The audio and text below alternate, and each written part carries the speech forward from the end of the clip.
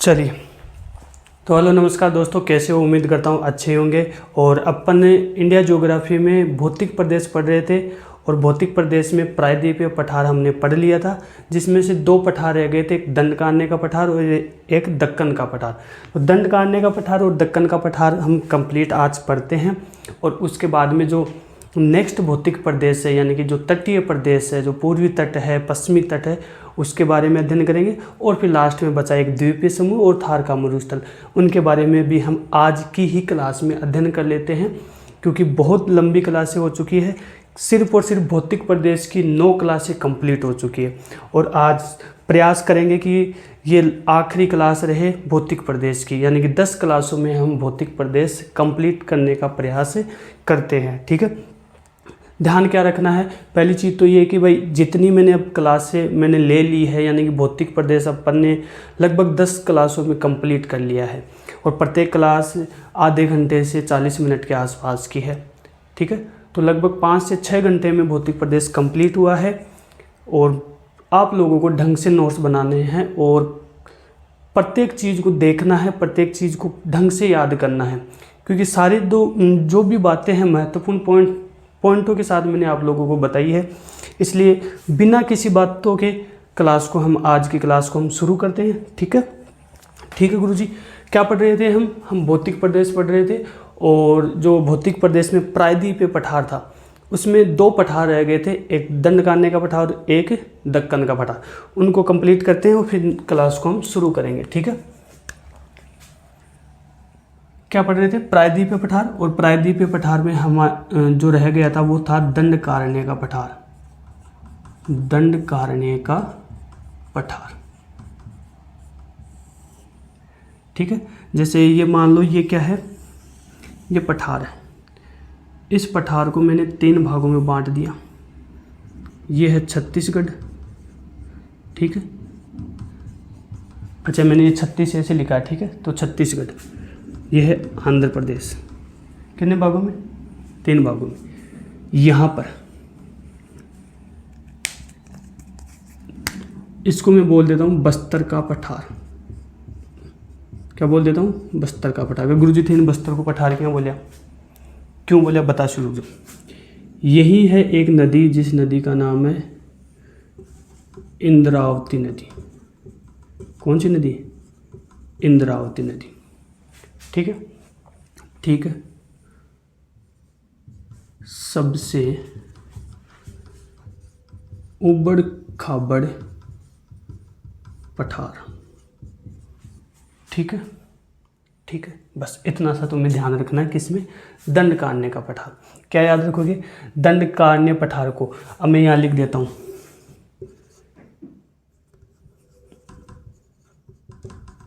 छत्तीसगढ़ में इसे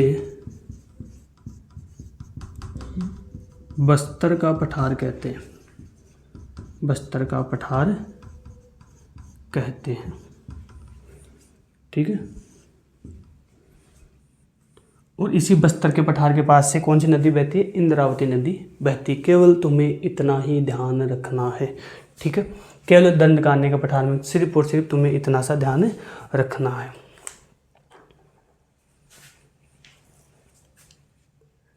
ठीक है, और एक चीज़ और ध्यान रखो, तो लिख सकते हो कि यहाँ एक क्या है? सबरी का मैदान है।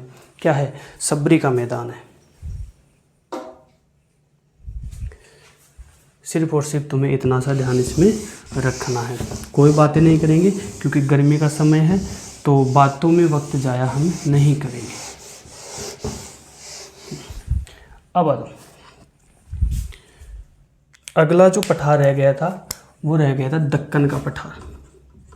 दक्कन का पठार ये भौतिक प्रदेश वाला भौतिक प्रदेश में जो हम प्रायद्वीपीय पठार पढ़ रहे थे उसमें 2 पठार रह गए थे, तो वो नेक्स्ट क्लास में पूरे नहीं कर पाए थे, इसलिए इसमें मैं आप लोगों को बता रहा हूँ। ठीक है, दंडकारण्य का पठार, जैसे ये क्या है, सॉरी दक्कन का पठार है ना, ये इस प्रकार का दक्कन। इसको मैं बोल दूँ उत्तरी दक्कन और इसको मैं बोल दूँ दक्षिणी दक्कन। ठीक है, जो ये तट है यानी जो दक्षिण दक्कन है, जो दक्षिणी दक्कन का जो ये तटीय है, ठीक है, इसे कहा जाता है सीमाद्र। क्या कहा जाता है? सीमाद्र कहा जाता है। क्या कहा जाता है? सीमाद्र कहा जाता है। क्या कहा जाता है? सीमाद्र। अच्छा, जो उत्तरी दक्कन है, यहाँ पर कृष्णा एवं गोदावरी नदी बहती है। गोदावरी नदी बहती है, ठीक है। उत्तरी दक्कन में यहाँ लिख देता हूँ मैं,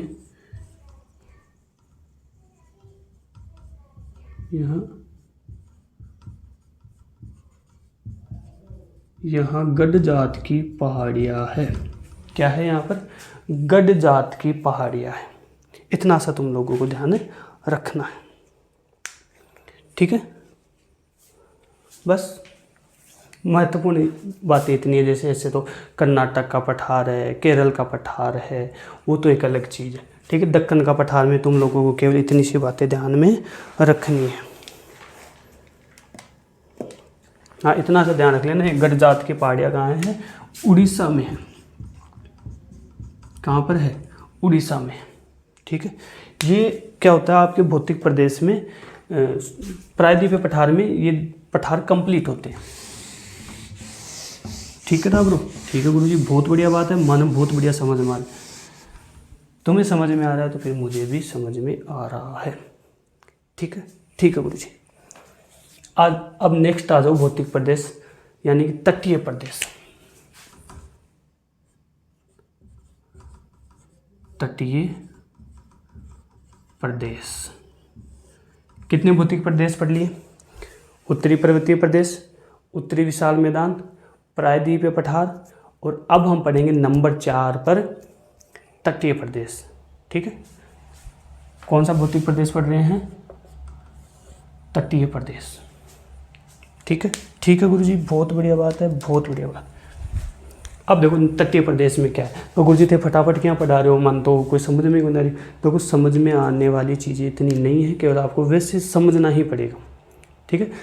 अब फालतू में एक चीज़ बताऊं, 4 बातें करूं तो उससे कोई मतलब नहीं है। मैं कर लूँगा 4 बातें भी फालतू है ना, लेकिन एक चीज़ तो समय नहीं है, और दूसरी चीज़ गर्मी बहुत है, ठीक है। गर्मी में मेरे से भी फालतू बात होगा नहीं। कोई बात को नहीं गुरुजी, कोई बात को नहीं। ये देखो अब हम पढ़ेंगे तटीय प्रदेश। क्या पढ़ेंगे?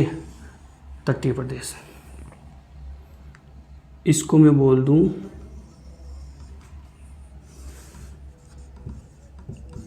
पश्चिमी तट, ठीक है।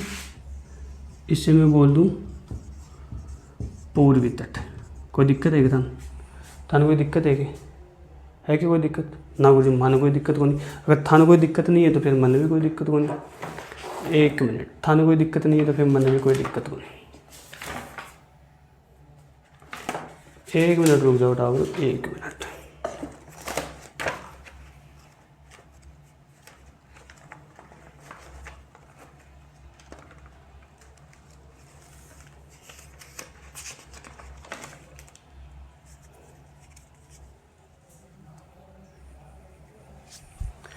चलिए अब बताओ, ये हम पढ़ेंगे सबसे पहले पश्चिमी तट।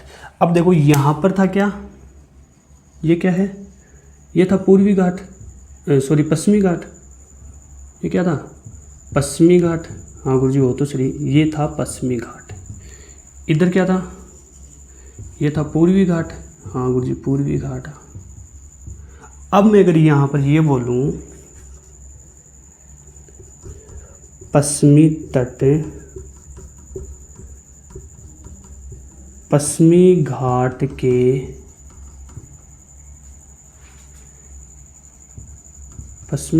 के पश्चिम में है, ठीक है। या फिर इधर अरब सागर है, तो अरब सागर और पश्चिमी घाट के मध्य कौन सा तट है? पश्चिमी तट है। कोई समझाने वाली बात नहीं है। सन्ना उरन के है अरब सागर, के है अरब सागर, उरन के है बंगाल की खाड़ी, ठीक है। अब पूछा था ना कोई का पूर्वी तट खटे है, खटे था मन तो कौन बेरो गुरु जी, मैं बताऊँ पूर्वी तट खटे। पूर्वी घाट और बंगाल की खाड़ी के मध्य कौन सा तट है? पूर्वी तट। पूर्वी तट के पूर्वी भाग में पूर्वी तट है, सॉरी पूर्वी घाट के पूर्वी भाग में क्या है? पूर्वी तट है। ठीक है, इतना सा तुम्हें ध्यान रखना है।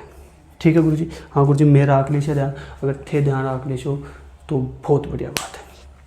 अब आ जाओ आगे, अब आ जाओ आगे, अब आ जाओ आगे। क्या पढ़ रहे हैं हम? पश्चिमी तट। हाँ गुरु जी, पश्चिमी तट का वर्गीकरण देख लो एक बार। क्या देखेंगे? पश्चिमी तट का वर्गीकरण। देखो ये वाला भाग है, इसको कहते हैं कच्छ तट या कच्छ का तट। क्या बोलते हैं? कच्छ तट। ये वाला जो भाग है इसको हम बोलते हैं काठियावाड़ तट। क्या बोलते हैं? काठियावाड़ तट। क्या बोलिए? काठियावाड़ तट। ठीक है, इस भाग को हम बोलते हैं कोंकण तट। क्या बोलते हैं?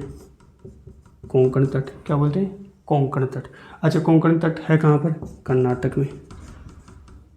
कर्नाटक। ठीक है, यानी कि ये वाला भाग, ये वाला भाग कौन सा हो गया? कोंकण तट। ठीक है, और ये वाला भाग हो गया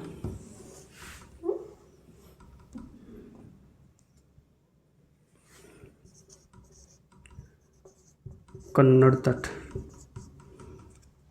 या मैं इसको बोल दूँ जैसे ये वाला, ये भाग कौन सा हो गया? ये भाग कौन सा हो गया? कन्नड़ तट। ठीक है, कन्नड़ तट है कहाँ पर? कर्नाटक में। कहाँ पर है? कर्नाटक में। ठीक है, फिर बचा कौन सा? ये वाला, इसको हम बोलते हैं मालाबार तट। मालाबार तट। एक तो गर्मी है, गर्मी में हालत मतलब हो जा खराब। मालाबार तट कहाँ है? केरल और तमिलनाडु में कौन सा तट है? मालाबार तट। ये नदियों के अवसादों से बना हुआ है। ठीक है, इतना सा तुम्हें ध्यान रखना है। यानी कि पश्चिमी तट का हम वर्गीकरण कर रहे हैं। जैसे कच्छ का तट गुजरात में, काठियावाड़ तट गुजरात में। ये दोनों ही कहाँ पर है? जैसे कच्छ का तट कहाँ है? गुजरात में।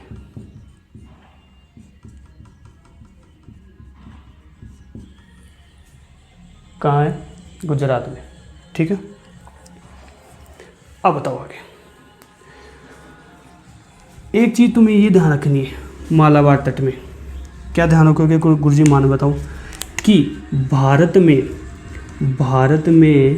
सबसे पहले मानसून इसी क्षेत्र से प्रवेश करता है। क्या कर रहा है? यानी मालाबार तट, भारत में सबसे पहले मानसून इसी क्षेत्र से प्रवेश करता है। ठीक है टाबू? ठीक है गुरु जी, बहुत बढ़िया बात, बहुत बढ़िया बात। कोंकण तट इम्पोर्टेंट क्यों है? बहुत बढ़िया इम्पोर्टेंट है। बात की है कि काजू बादाम जहान बिना का ओवर है। काजू बादाम क्यों है? बहुत ज़्यादा हुआ है, बहुत ही ज़्यादा हुआ, बहुत ज़्यादा हुआ है। ठीक है, आपात से जना अपन पैसा देना पड़ेगा। काजू बादाम बहुत ज़्यादा हुआ है। ठीक है, ठीक है गुरु जी, बहुत बढ़िया बात है, बहुत बढ़िया बात है। समझ में आ गई? समझ में तुम्हें आ गया तो इसको अभी नोट तुम कर सकते हो। ठीक है, अब हम एक और पढ़ लेते हैं, पूर्वी घाट। ठीक है, अच्छा पूर्वी घाट में क्या पढ़ोगे? सॉरी, पूर्वी तट। पूर्वी तट को देखो दो भागों में बांट रखा है। जैसे एक तो है उत्तरी सरकार तट और एक कोरोमंडल तट। मैं बता देता हूँ, जैसे इसको बोलते हैं उत्तरी सरकार तट, उत्तरी सरकार तट। ठीक है, इसको हम क्या बोलते हैं? कोरोमंडल तट, कोरोमंडल तट। ज़्यादा इम्पोर्टेंट नहीं है, जो इम्पोर्टेंट भौतिक प्रदेश यानी कि तटीय प्रदेश में ज़्यादा इम्पोर्टेंट बातें नहीं है, इसलिए शॉर्ट में बता रहा हूँ। ठीक है, ठीक है। यहाँ पर ये कौन सी नदी है? स्वर्णरेखा नदी, स्वर्णरेखा नदी। ठीक है, यहाँ कौन सी नदी है? कृष्णा नदी। कौन सी नदी है? अब उत्तरी सरकार तट का स्वर्णरेखा नदी है और कृष्णा नदी के मध्य। ठीक है, यहाँ पर आई गई कन्याकुमारी, कन्याकुमारी यानी कि कोरोमंडल तट का कोरोमंडल तट कहाँ है? कृष्णा नदी और कन्याकुमारी के मध्य में। ठीक है, पूछे कोरोमंडल तट कहाँ है, तो आंध्र प्रदेश और तमिलनाडु में। आंध्र प्रदेश और तमिलनाडु में। उत्तरी सरकार तट कहाँ है? ओडिशा और आंध्र प्रदेश में। उत्तरी सरकार तट कहाँ है? ओडिशा और आंध्र प्रदेश में। ठीक है, आंध्र प्रदेश में, समझ जाना है इसे ना, आंध्र प्रदेश में। ठीक है, गर्मी बहुत ज़्यादा लग लगी मैंने। ठीक है, आज मैं फटाफट कंप्लीट कराऊंगा इसको।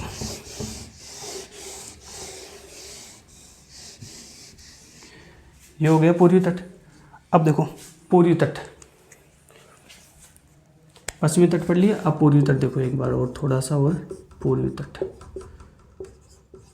3 लघु इकाइयों में विभाजित। ये हो गया पूर्वी तट कंप्लीट, है ना। इसके अलावा भी 3 लघु इकाइयों में इसको विभाजित कर रखा, जैसे उत्कल का मैदान है, आंध्रा का मैदान है, तमिलनाडु का मैदान है। उत्कल का मैदान, आंध्रा का मैदान, ये जो पूर्वी तट है इसको 3 भागों में विभाजित कर रखा है। उत्कल का मैदान, उत्कल का मैदान, आंध्रा का मैदान, और एक कौन सा रह गया? उत्कल का मैदान, आंध्रा का मैदान, अच्छा एक रह गया तमिलनाडु का मैदान। तमिलनाडु का मैदान, क्योंकि जी तमिलनाडु का मैदान कौन सी जगह? तो तमिलनाडु में था, तमिलनाडु में। आंध्र प्रदेश को मैदान आंध्र प्रदेश में है। ठीक है, उत्कल का मैदान तुम्हें ध्यान रखना पड़ेगा, कहाँ पर है? ओडिशा में। ठीक है, उत्कल का मैदान महानदी द्वारा निर्मित है। क्या है? महानदी द्वारा निर्मित है। लिख देता हूँ, महानदी द्वारा निर्मित। बस तुम्हें ये चीज़ें ध्यान रखनी पड़ेगी, महानदी द्वारा निर्मित है। गोदावरी व कृष्णा नदी द्वारा निर्मित कौन सा? आंध्रा का मैदान। ठीक है, और तमिलनाडु का मैदान कावेरी नदी द्वारा निर्मित है। कावेरी नदी द्वारा निर्मित। ठीक है, ये आपके तटीय प्रदेश कंप्लीट हो गए। बस नोट कर लो इनको।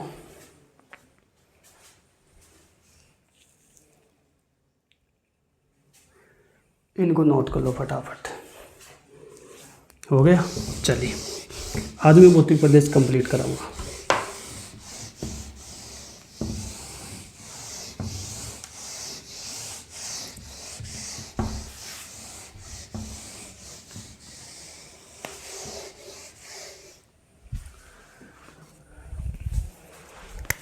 नंबर 5वां भौतिक प्रदेश है द्वीप। एक मिनट, मरुस्थल वाला रह गया ना अपना।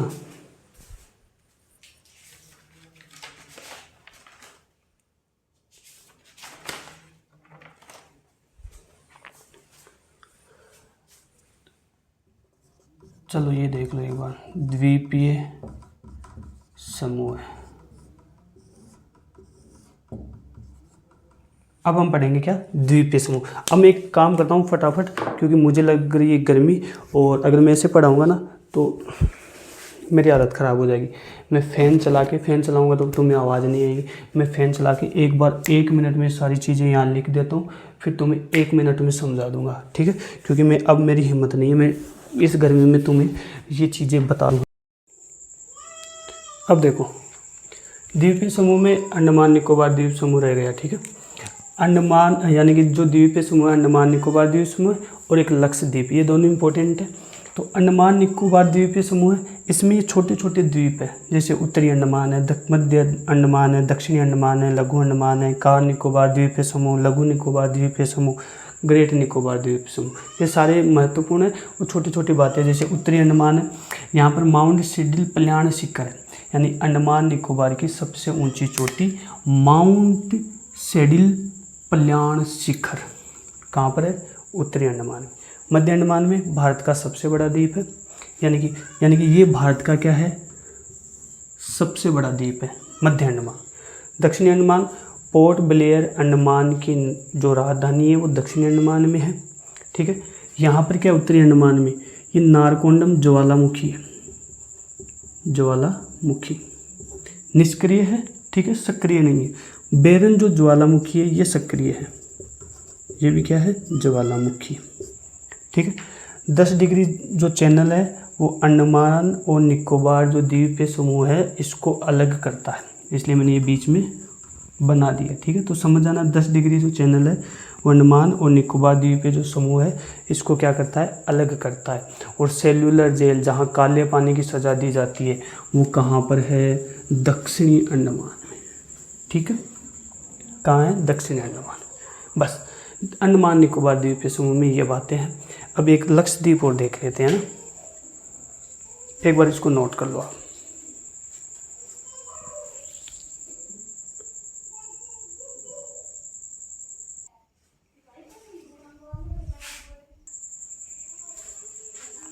अब देखो ये लक्षद्वीप, ठीक है। लक्षद्वीप तो पहली चीज़ तो क्या है, 36 द्वीपों का समूह है, ठीक है। 1973 में नाम पड़ा लक्षद्वीप, ठीक है। अब देखो अमीनोकोई द्वीप, कन्नानोर द्वीप, मिनिकोई द्वीप, एक इसमें है लक्षद्वीप में, यानी 11 डिग्री चैनल अमीनोकोई द्वीप और कन्नानोर द्वीप को अलग करता है। 9 डिग्री चैनल जो है कन्नानोर द्वीप और मिनिकोई द्वीप को अलग करता है, और 8 डिग्री चैनल मिनिकोई द्वीप और मालदीव को अलग करता है, ठीक है। तो ये केवल मैंने बताया है, आप खुद है ना जब ये देखोगे जो भी मैंने, ठीक है, चार्ट के माध्यम से समझाया तो तुम्हें समझ में आ जाएगा। इसके अलावा अन्य द्वीप है, जैसे सोलसेट द्वीप मुंबई में है, वेलिंगटन द्वीप केरल में है, न्यू मोरे ये बहुत विवादित है भारत और बांग्लादेश के मध्य, है ना। तो न्यू मोरे और गंगासागर द्वीप कहाँ, वेस्ट बंगाल में है। व्हेलर द्वीप ओडिशा में, पंबन द्वीप कहाँ है, तमिलनाडु में, ठीक है। ये क्या हो गई आपका जो 5 भौतिक प्रदेश है द्वीपीय समूह। अब देखो जो नंबर 6 वाला जो भौतिक प्रदेश है कौन सा, थार का मरुस्थल, ठीक है। ये कहाँ पर है, राजस्थान और पाकिस्तान में, क्योंकि जो राजस्थान और पाकिस्तान में क्या, भारत और पाकिस्तान में, ठीक है। भारत और पाकिस्तान में कौन सा मरुस्थल, थार का मरुस्थल। जैसे पंजाब है, हरियाणा है, ठीक है, राजस्थान है, गुजरात है, इसमें थार का मरुस्थल है। अब थार का मरुस्थल हम यहाँ नहीं पढ़ेंगे, जो राजस्थान की ज्योग्राफी हमने पढ़ रखी है वहाँ पर थार का जो मरुस्थल है इसके बारे में हमने अच्छे से बता रखा है, इसलिए हम यहाँ पर दोबारा से अध्ययन नहीं करेंगे थार का मरुस्थल, क्योंकि ये राजस्थान से संबंधित है, इसके राजस्थान की ज्योग्राफी में पढ़ेंगे, ठीक है। तो आज आपके भौतिक प्रदेश कंप्लीट हो चुके हैं, ठीक है। नेक्स्ट क्लास में हम नया टॉपिक लेके आएंगे, नया टॉपिक कौन सा होगा वो आप कमेंट करके हमें बता सकते हो, ठीक है। तो आज के लिए इतना ही, नेक्स्ट क्लास में और बात करेंगे। तब तक के लिए पढ़ते रहो, पढ़ाते रहो, खेलते रहो, खिलाते रहो। शुक्रिया, आदाब, सत श्री अकाल, राधे राधे, जय श्री कृष्णा, जय श्री श्याम, ठीक है। आज कुछ ज़्यादा जल्दी हमने पढ़ा है क्योंकि गर्मी में हालत बहुत ज़्यादा ख़राब हो जाती है, लेकिन फिर भी मैंने आपको जितने महत्वपूर्ण पॉइंट थे प्रत्येक चीज़ बताइए, कोई सी चीज़ मैंने छोड़ी नहीं है यहाँ पर, ठीक है। ऐसे हम अब रेगुलर क्लास लेते रहेंगे, ठीक है। तो बस बहुत है, धन्यवाद।